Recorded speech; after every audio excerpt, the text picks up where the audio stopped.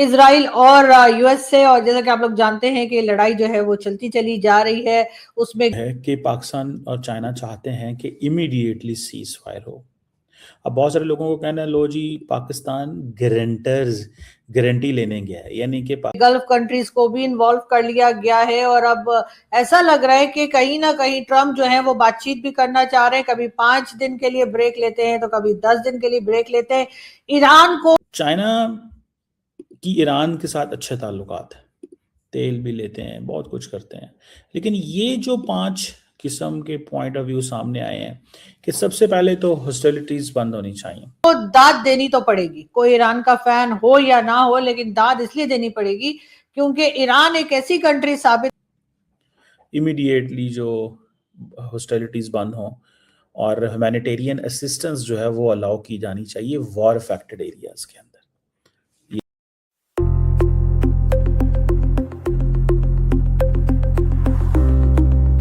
उसके ऊपर लगाई गई, बहुत तरह की पाबंदियां लगाई गई, लेकिन इसके बावजूद ईरान ने जिस तरह से पलटकर इजराइल और अमेरिका को जवाब दिया है, शायद वो हिम्मत जो है वो गल्फ कंट्रीज भी ना कर पाती, जो कि हर वक्त इस सोच में रही कि क्योंकि अमेरिकन बेसिस हैं उनके यहाँ, तो इस वजह से उनको बहुत सहारा है अमेरिका का, और अमेरिका की बेसिस होते हुए या अमेरिका का साथ होते हुए उनका कोई कुछ बिगाड़ नहीं पाएगा।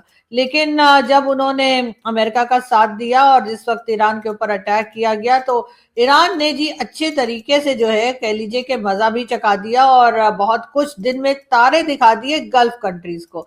अब गल्फ कंट्रीज की समझ में नहीं आ रहा है कि आखिर वो करें तो क्या करें। क्या वो अमेरिका का साथ दें, क्या वो ईरान का साथ दें, अपने आप को बचाएं, अमेरिका को बचाएं, करें तो क्या करें। यही सिलसिला जो है ये काफी अरसे से जो है ऑलमोस्ट 1 मंथ से ज्यादा हो गया, चलता चला जा रहा है, लेकिन कोई रिजल्ट सामने नहीं आ रहा। जो अमेरिका को फेवर करते हैं लोग, उनका कहना है कि जी अमेरिका जीत रहा है, और जो अमेरिका को फेवर नहीं करते उनका कहना है कि जी ये जंग जो है या ये लड़ाई जो है इसके ऊपर ईरान जो है वो अमेरिका को काफी भारी पड़ा है, और अमेरिका की अब समझ में नहीं आ रहा है कि वो अपने लिए फेस सेविंग कैसे ढूंढे, खास तौर पे डोनाल्ड ट्रम्प जो अपने आप को एक बहुत ही बड़ा लीडर और बहुत बड़ी कंट्री का प्रेसिडेंट के तौर पर देखते हैं, और जाहिर है कि वो है भी, लेकिन इस वक्त जिस तरह से धूल चटा दी गई है उनको ईरान की तरफ से, उस पर भी आप इनकार नहीं कर सकते। जैसा मैंने कहा, आप ईरान के फैन हो या ना हो, लेकिन इस वक्त ईरान ने जिस तरह से डट के मुकाबला किया है वो सबके सामने है। गल्फ कंट्रीज जो हैं वो अपनी एक तरफ अपने आप को बचाने में लगे हुए हैं, क्योंकि जहां जहां पर भी अमेरिकन बेसिस हैं वहां पर जाकर ईरान ने जिस तरीके से अटैक किया है उस पर यकीनन ये गल्फ कंट्रीज जो हैं उनको भी, जैसे मैंने कहा, दिन में तारे नजर आ गए। लेकिन तारे नजर सिर्फ गल्फ कंट्रीज को नहीं आ गए, बल्कि साथ साथ डोनाल्ड ट्रंप को भी आ गया। अब डोनाल्ड ट्रंप का कहना ये है, बल्कि उनके ऑफिस का कहना ये है, और उधर से स्टेटमेंट्स भी आ रही है कि हो सकता है कि डोनाल्ड ट्रंप अब गल्फ कंट्रीज से मदद मांगे, उनसे ये कहा जाए कि अब इस जंग को आगे चलाने के लिए आप लोग जो है वो फाइनेंशियली अमेरिका की मदद करें। वैसे तो डोनाल्ड ट्रंप ने बहुत कोशिश की कि ये शिया सुन्नी झगड़े में कन्वर्ट हो जाए ये लड़ाई, और उसके बाद गल्फ कंट्रीज और उसके साथ ईरान जो है वो लड़ता रहे और ये बीच में से निकल जाए, जो ये हमेशा ही करते हैं। चाहे ईरान इराक वॉर हो, चाहे आप देख लीजिए अफगानिस्तान की वॉर हो, जो अमेरिका ने शुरू तो की लेकिन उसके बाद बीच में ही जूते छोड़कर भागने वाला जो हमारे यहाँ मुहावरा चलता है, तो उसी तरह से डोनाल्ड ट्रंप जो है वो अपने वेपन्स छोड़कर और अफगानिस्तान से सर पे पांव रखकर अमेरिका भाग गया। अब अमेरिका वहां से भाग गया और बचे कौन? हम। जी हाँ, अब हम अभी तक अफगानिस्तान में लड़ाई जो है वो लड़ते चले जा रहे हैं, और ये लड़ाई भी एक तरह से अमेरिका की ही लड़ाई है, पाकिस्तान की नहीं है। पाकिस्तान तो जब चाहे अफगानिस्तान के साथ सुलह कर सकता है या कोई ना कोई ऐसा रास्ता निकल सकता है जिससे कि अफगानिस्तान और पाकिस्तान के बीच में जो टेंशन है वो खत्म की जा सके। लेकिन जाहिर अमेरिका ऐसा नहीं चाहता, और अगर अमेरिका ऐसा नहीं चाहता तो हम कौन होते हैं भाई? हमने तो जाहिर अमेरिका से पैसा भी लेना है, अमेरिका से फेवर भी लेना है, और वैसे भी अमेरिका जो है इस वक्त डोनाल्ड ट्रंप पाकिस्तान को बहुत फेवर दे रहे हैं, और जिस तरह से हिंदुस्तान पाकिस्तान का के क्लैशेस हुए थे उसमें जो जहाज गिराए जा रहे थे डोनाल्ड ट्रंप की तरफ से, वो सुनकर हमारे लोगों का जो है कह लीजिए कि कई लीटर खून जो है बॉडी में वो बढ़ चुका है। अब कहा यह जा रहा है कि जी डोनाल्ड ट्रंप का कहना यह है, उनकी ऑफिस का कहना यह है कि अगर इस लड़ाई को आगे जारी रखना है और ईरान को सबक सिखाना है और अमेरिका ऐसा करना चाहता है, ये सबक सिखा नहीं पा रहा, वो बिल्कुल एक अलग डिबेट है। लेकिन डोनाल्ड ट्रंप का कहना यही है कि हम सबक सिखाएंगे, हम जीत गए, हम ये हो गया, हमने ईरान को मजा चखा दिया। जबकि हर स्टेटमेंट के बाद पता यही लगता है कि ईरान ने कान के नीचे रख के दो दिए अमेरिका को।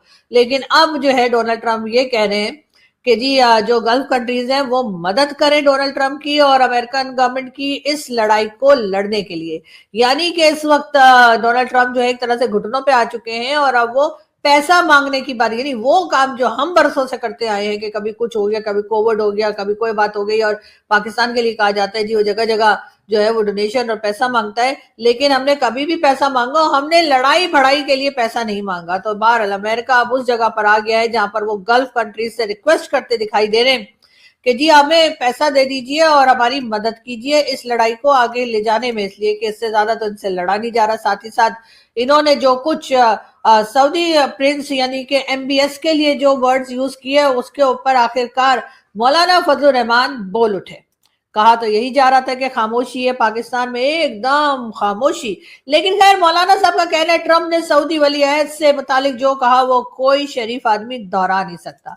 जी हाँ, मौलाना फजलुर रहमान का यही कहना है। तो मौलाना साहब आपने ये क्यों नहीं कहा कि हम यहाँ पर अमेरिकन जो एम्बेसी है वो नहीं रहने देंगे, कॉन्सुलेट को बंद कर दिया जाए, वहां पे कोई टायर शायर आपके लोग जो जलाया करते हैं वो भी नहीं जलाए। सिर्फ ये कहकर आपने जिसे कहते हैं अपना पल्ला झाड़ लिया कि जी कोई शरीफ आदमी जो है वो उस बात को दोहरा नहीं सकता। लेकिन आप ना तो MBS के साथ खड़े हुए ना कुछ।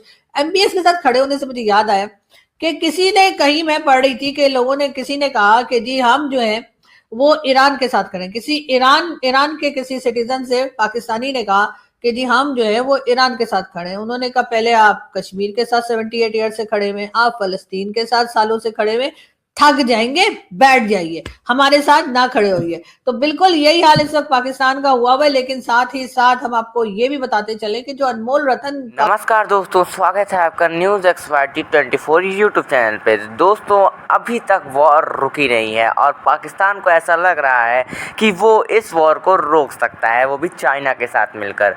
पाकिस्तानी मीडिया को ये बहुत ही बड़ा वहम हो रहा है कि उसके पास इतनी शक्ति है कि वो इतने बड़े वॉर को रोकने में अपना योगदान दे सकता है। तो जैसा कि आप लोग को पता ही होगा कि पाकिस्तान और अमेरिका के बीच संबंध अच्छे थे, ऐसा पाकिस्तान कह रहा था। बट उसे अब ये लगता है कि वो इस वॉर में भी इंटरफेरेंस करके उसको रोक सकता है। तो ये उसकी बहुत बड़ी गलतफहमी है, ये तो सभी जानते हैं, लेकिन उसे ऐसा लगता है। तो अभी वो पाकिस्तान और चाइना के साथ मिलकर सीज़ फायर कराने की कोशिश करने वाले हैं, जैसा कि वहाँ की पाकिस्तान की मीडिया कह रही है। तो आपको क्या लगता है? आप अपनी राय हमें कमेंट में ज़रूर बताइएगा कि क्या पाकिस्तान के पास इतना पावर है। हाँ, अपनी राय हमें कमेंट में ज़रूर बताइएगा। हम मिलते हैं आपको